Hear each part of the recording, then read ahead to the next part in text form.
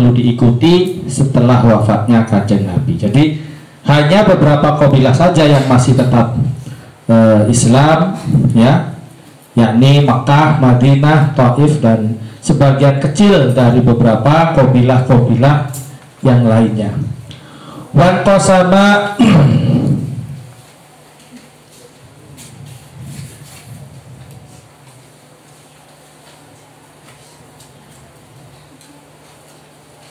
wa qasama lan dadi kebagi sapa al murtaduna pira-pira wong murtad ila kismaini maring rong bagian.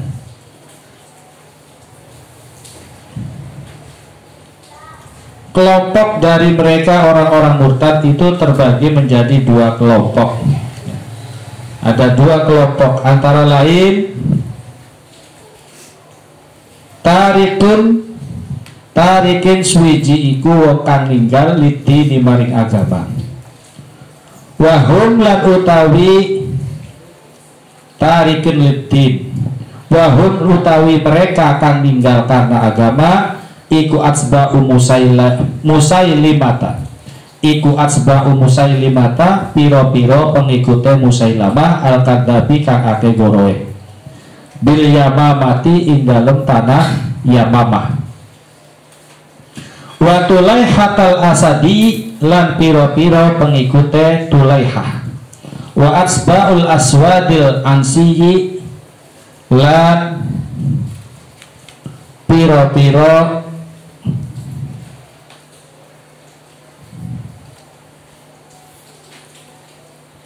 pengikute Aswad al-Ansi fil Yamani ing dalem Yaman. Wa mu'attilin lan wong kang ora gelem li zakati maring bayar zakat. Wa hum lan utawi mu'attil atau wa hum lan utawi wong kang ora gelem bayar zakat iku atsba'u Malik ibn Nuwairata, piro-piro pengikute Malik bin Nuwairah min Tamimin saking Tamim, min Tamimin saking kabilah Tamim. Jadi di antara beberapa golongan yang paling masyhur di kalangan umat Islam, terutama mereka-mereka yang murtad, ya, yang pertama itu adalah golongan Musailamah al-Kadzab. Musailamah ini nama aslinya Musailamah bin Thumamah.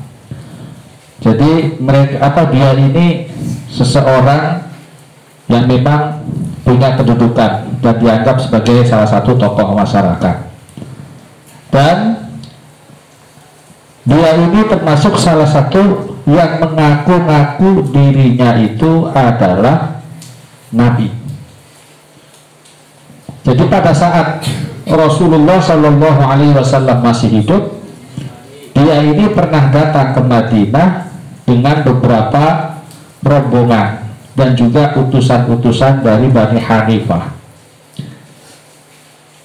Lalu si Musailamah ini mengajukan tawaran kepada Kanjeng Nabi, ya Rasulullah, jikalau engkau memberikan sesuatu kepada saya, sesuatu urusan agama, setelah wafatnya saya akan mengikutinya. Jadi merasa yakin bahwa nanti setelah wafatnya Kanjeng Nabi, dia meminta dirinya untuk diangkat menjadi Nabi, ya. Makanya mendengar itu ya Kanjeng Nabi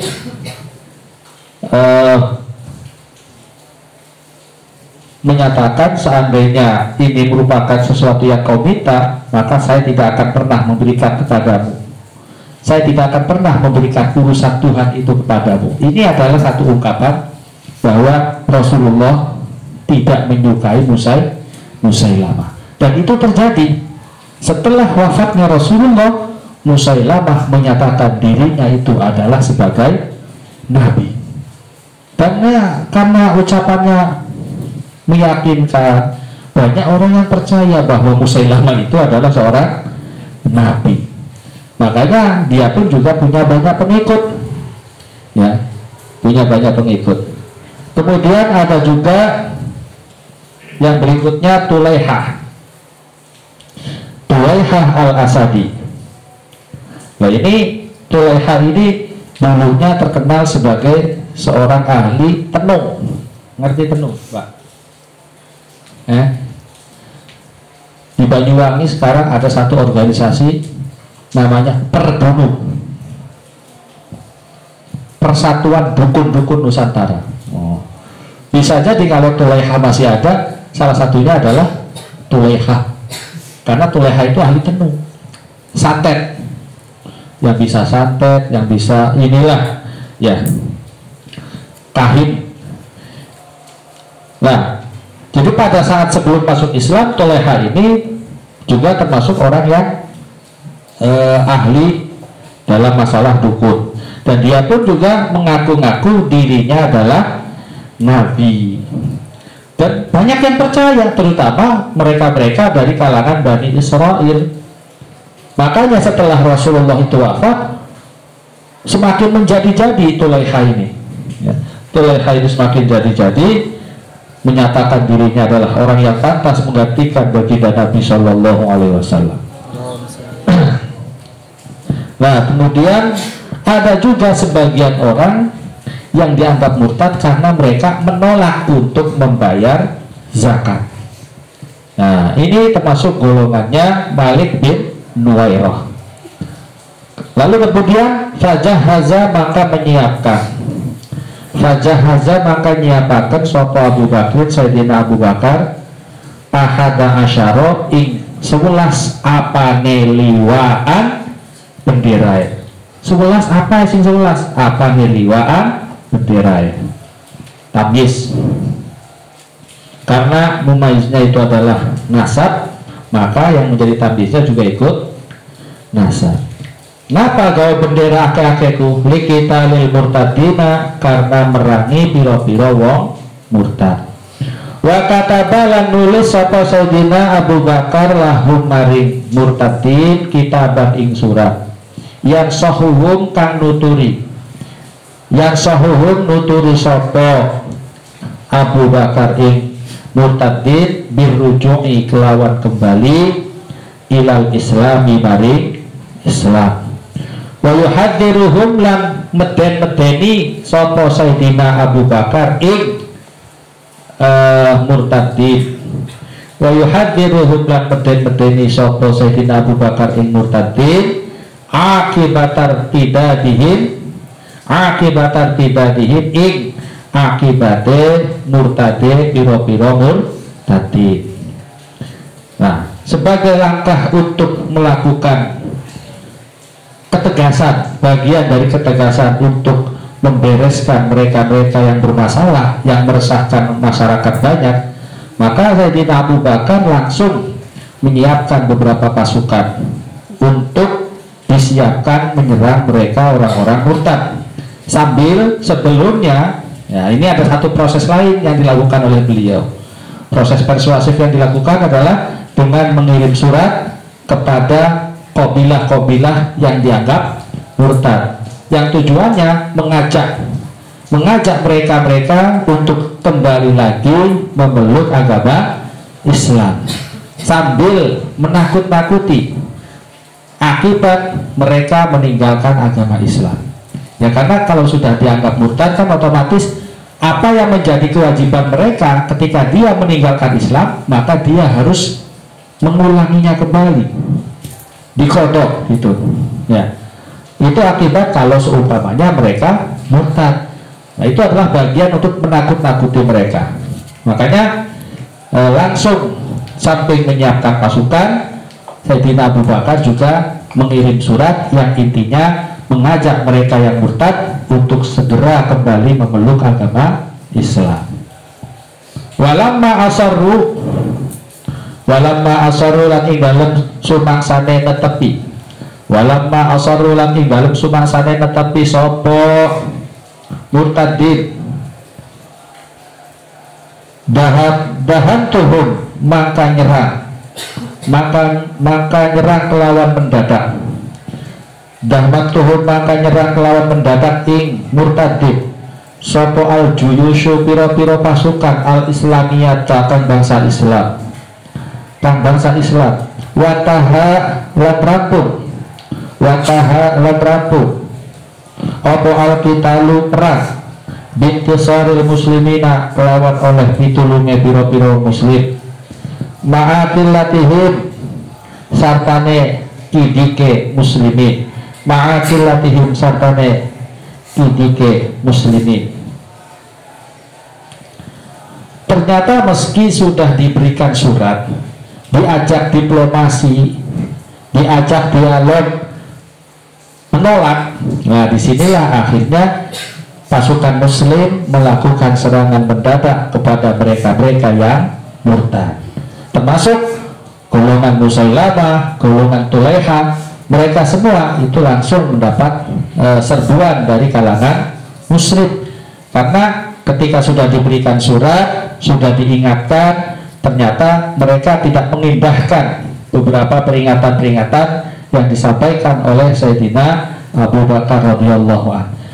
Terjadilah beberapa peperangan, ya, yang mana pada peperangan itu ya mereka orang-orang murtad mengalami banyak kerugian, ya, dan diantaranya Musailamah al-Kadzdzab termasuk salah satu yang gugur di dalam peperangan tersebut. Ya, mereka masih menganggap bahwa Musailamah adalah orang yang dianggap menjadi seorang nabi, dan itu tetap menjadi keyakinan mereka.